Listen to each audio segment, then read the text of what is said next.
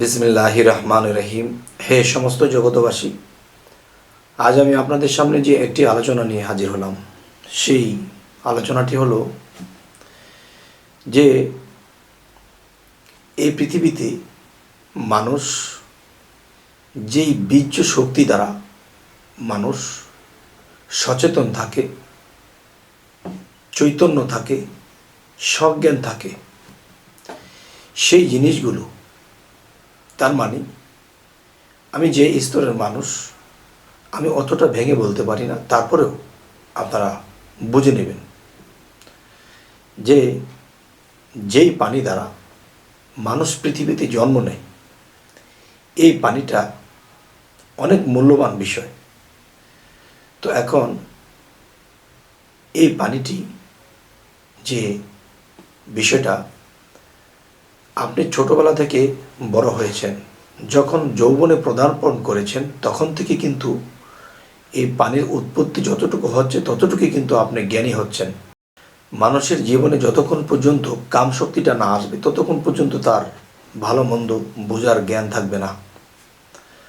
আচ্ছা, তাহলে এখন যে কথাটি বলবো সেটি হলো যে পৃথিবীতে মানুষ মূলত এই যে রতিমতির যে বিষয়টা, এই যে বীর্য শক্তিটা, এটা কোথায়, কার কাছে আপনি জমা রেখেছেন আপনি কি জানেন? পৃথিবীতে কুকুর, বিড়াল বা ভাগ, ভাল্লুক, গরু, ছাগল, অনেক ধরনের প্রাণী, তারা কিন্তু এই জিনিসটা রিচার্জ করে না। তারা এই জিনিসটা কোথায় গেল, কি হলো, তারা পশু, তাদের এই খবর নেই। যাকে পারছে মেরেছে, যার সাথে মিলন করেছে।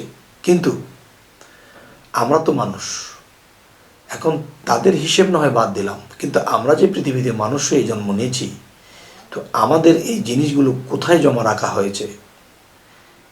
এখন যদি বলা হয় কেন এগুলো জমা রাখা হয়েছে কোথায়? নিজের স্ত্রীর কাছে? না বাবা, আপনি নিজের স্ত্রীর কাছে এটা পাবেন না। কেননা আপনার থেকে যেরকম প্রবাহিত হয়েছে তেমনি তার থেকেও প্রবাহিত হয়েছে। হয়তো এটার মধ্যে লক্ষ কোটি কোটি কোটি কোটি কীট থাকে, এর মধ্যে একটা কীট সন্তান রূপে পৃথিবীতে এসে গেছে, আর কোটি কোটি কীট ওগুলো কোথায় গেল? আচ্ছা, তো এখানে যে বিষয়টি বলা হচ্ছে যে বাকি জিনিস একদিনের যাওয়াতে সন্তান ভূমিষ্ঠ হয়েছে পৃথিবীতে, কিন্তু মাসে 10 বার 15 বার নারী পুরুষ একাত্র হচ্ছে। তাহলে এই যে জিনিসগুলো, এটা কিন্তু আপনি ছেড়েছেন, সে কিন্তু তার ওদরে এটা ধরে রাখেনি, সেখান থেকেও সে এগুলো প্রবাহিত করে ফেলে দিয়েছে। তাহলে আপনার জিনিস আপনি কোথায় জমা রেখেছেন আপনি কি জানেন? আজকে এমনই একটি আলোচনা যে অবশ্যই জ্ঞান দ্বারা বুঝে নিতে হবে। দেখেন, আল্লাহ কিন্তু জ্ঞানের হিসেব নেবে, এবং আমাদের মধ্যে কামের শক্তি আল্লাহ দিয়েছে, সেটি আমি কোন পথে লাগিয়েছি, আর এই মানুষ জন্ম নেয় যে পানি দ্বারা, সেই পানিটা কোথায় নষ্ট করেছি, হিসেব কিন্তু আল্লাহ নেবেই। কিন্তু যে কথাটি বলতে চাচ্ছি, দেখুন যে কোথায় জমা রেখেছেন, যে জানে সে ইহকাল ও পরকালে আল্লাহ তাকে বাসাই দিবেন। বাসা কি? যে আপনি লক্ষ মানুষের মধ্যে একজন হবেন। সেটি কেমন? দেখেন যে আপনি দেখতেছেন আপনার স্ত্রীর ভাণ্ডে আপনি রেখেছেন, কিন্তু তার ভাণ্ডে নেই। আপনি যেরকম ধোয়া মোছা করেন, তারাও তো ধোয়া মোছা করে এর মধ্যে চলে যায়। তো এখন যে বিষয়টা, সেটা দেখুন যে মূলত ওগুলো কোথায় রাখা হলো। শরীয়তের ভাষাতে যারা বলতেছে মুর্শিদ ধরতে হবে না, তাদের কঠিন বিচার হবে, কেননা তাদের মালিক নেই বা তাদের কোনো ভাণ্ড নেই যেখানে এই জিনিসগুলো জমা থাকবে। আর যারা মুর্শিদ ধরেছে, গুরু মুর্শিদ ধরেছে, তাদের কাছে একটা ভাণ্ড পাবে, আর সেই ভাণ্ডে এটা কুদরতিভাবে জমা হবে। সুবহানাল্লাহ। সেটা কীভাবে? দেখুন, যে একজন মুর্শিদের কাছে যখন ভক্ত বায়াত গ্রহণ করে, তখন তার হাতে হাত দিয়ে কি বলা হচ্ছে? আমার যা কিছু আছে এবং না আছে সমস্ত কিছু মুর্শিদের কাছে অর্পণ করিলাম। আচ্ছা, কি বলা হয়েছে? যে অন্য অন্য লাইনের খবর জানি না, আমার লাইনে বা আমার কাদরিয়া তরিকাতে, চিস্তিয়া তরিকাতে আমি বলছি যে বায়াতের সময় এরকম একটা কথা আছে যে আমার যা কিছু আছে এবং না আছে সমস্ত কিছু পীরের কাছে অর্পণ করিলাম। তাহলে আমার যা কিছু আছে এবং না আছে, তার মানে পিছনে আপনি অনেক কিছুই আপনার ছিল, এখন নেই।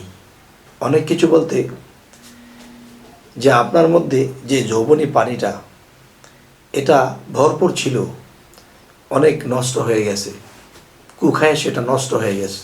তো এখন বিষয় হলো, নষ্ট যেটা হয়ে গেছে সেটা তো আপনার মধ্যে নেই। আর বর্তমানে যেটা আছে, বাড়ি গাড়ি নারী, নিজের বীর্য শক্তি এবং বাবা মা আত্মীয় স্বজন বাড়িঘর সব কিছু আছে।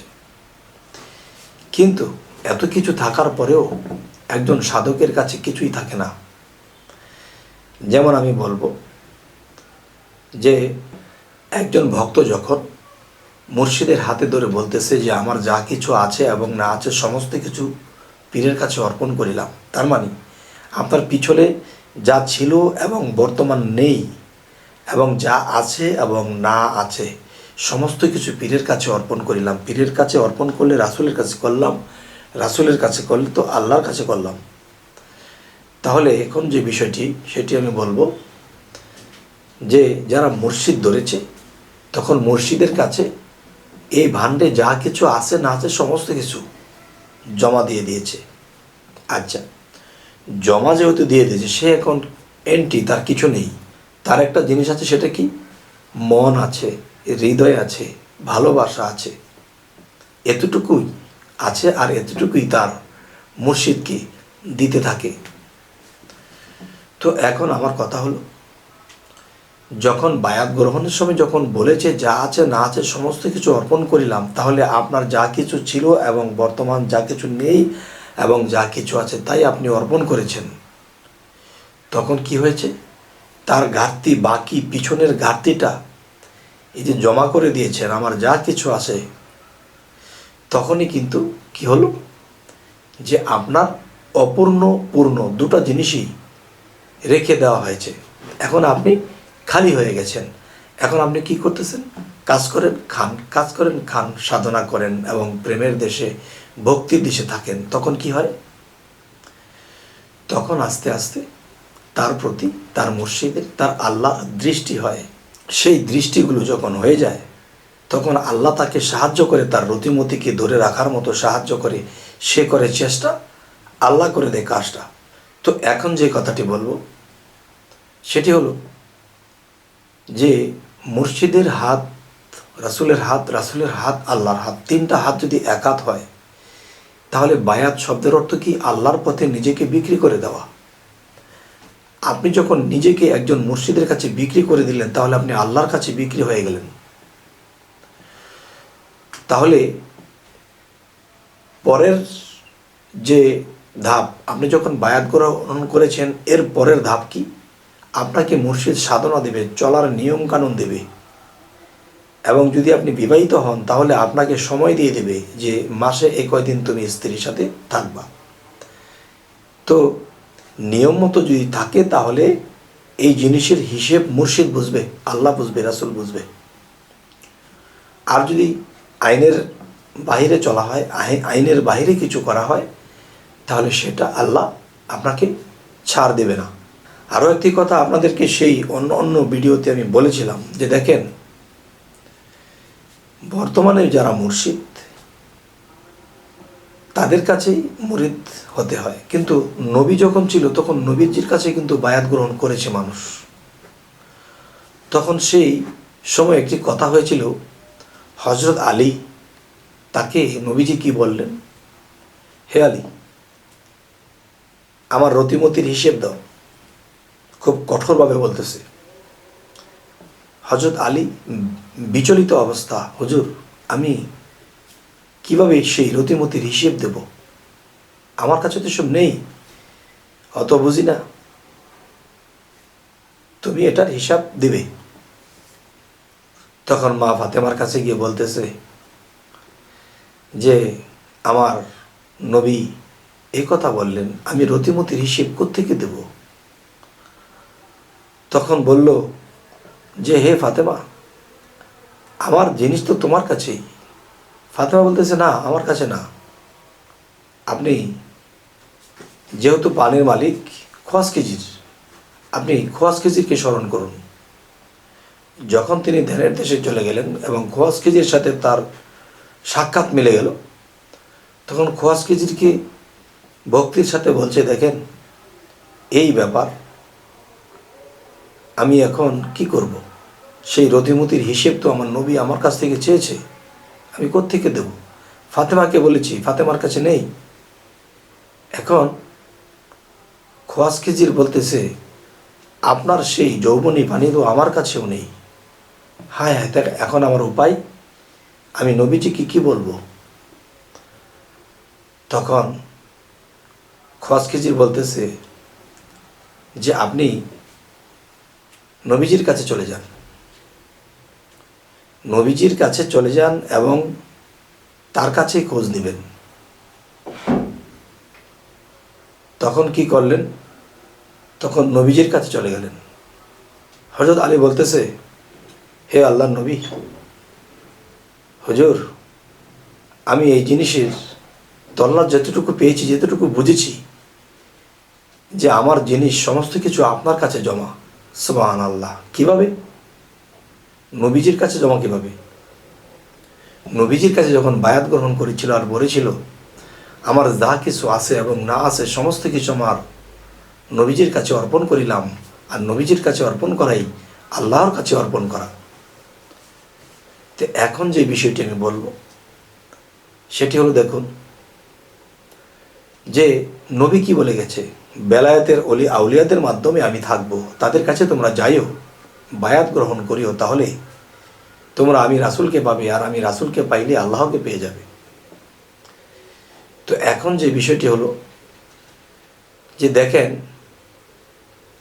থাম্বনেলে পেয়েছেন যে এই রতিমতির হিসেব বা কোথায় জমা রাখা হয়েছে। তো কোথায় জমা রাখা হয়েছে আমরা কি কেউ জানি? তবে আজকের যে আলোচনা, এতে আমরা কি বুঝলাম, যার যার মুর্শিদের কাছে এটা জমা থাকে, যদি তার আইন মেনে চলে, তাকে ভালোবাসে, ভক্তির দেশে থাকে, তাহলে তিনি আপনার ধন রক্ষা করবে ইনশাআল্লাহ। যাই হোক, হে সমস্ত জগতবাসী, আমাদের চ্যানেলটি যদি আপনাদের ভালো লাগে তো অবশ্যই সাবস্ক্রাইব করে নেবেন এবং পরবর্তীতে আবার ভালো আলোচনা নিয়ে যেন আসতে পারি। আল্লাহ হাফিজ।